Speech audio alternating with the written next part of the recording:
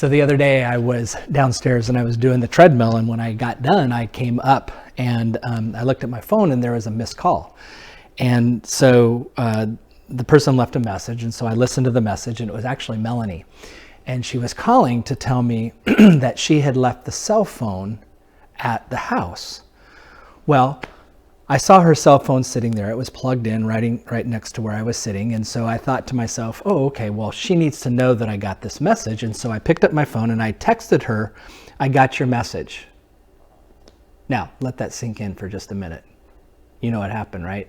The cell phone sitting right next to me buzzed with the message that I had just sent her. You know, sometimes, I don't know if you've done this before, but you do things without thinking. You know how that is? You kind of do it and then you kind of laugh at yourself because you think that wasn't a very smart thing to do, was it? And sometimes that's okay because it just makes you feel silly. But there's other times where thinking or not thinking and doing can get you into a lot of trouble. If you don't take the time sometimes to think through the things that you're about to do, sometimes you can hurt people's feelings. Sometimes you can really create a mess for yourself or for others. We really have to take time to think through what we do. And you know, in general, thinking or taking time to think can be a positive thing. It can also be a negative thing.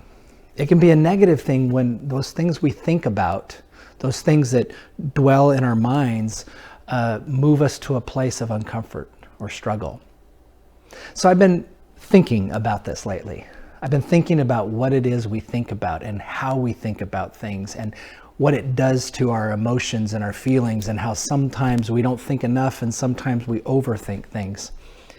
And it reminded me of a passage of scripture. It's one of my absolute favorite passages of scripture from the end of the letter that Paul sent to the church in Philippi. It was one of those churches where they had been such an important ministry to Paul, and he wanted to make sure that they were doing well. He also knew that his time may not be much longer. He wanted to come visit them, but he wasn't sure if he was going to be able to do that. And so he sent them this letter of encouragement, but it was also a letter of thanks.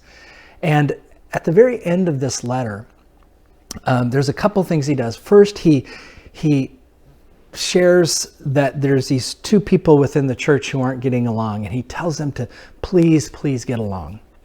And then he talks about the fact that we need to be people of joy, and he talks about rejoicing. Rejoice, and again, I'll say rejoice.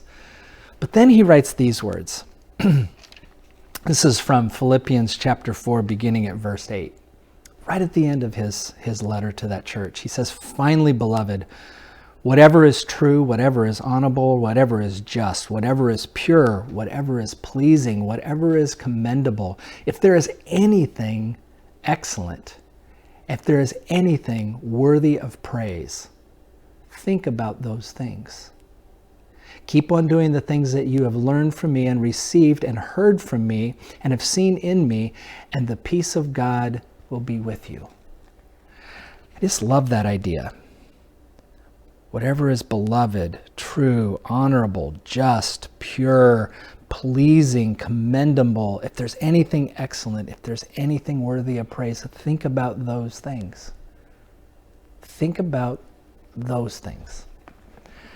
What do I think about? You know, daily I know that my thoughts go all over the place, and sometimes those thoughts can cause me great stress. My understanding of the state of the world, my concerns about my family, paying bills, pressures at work, our health, you know, all those things are things that we think about. And sometimes we can think about them so much that they become a distraction to us.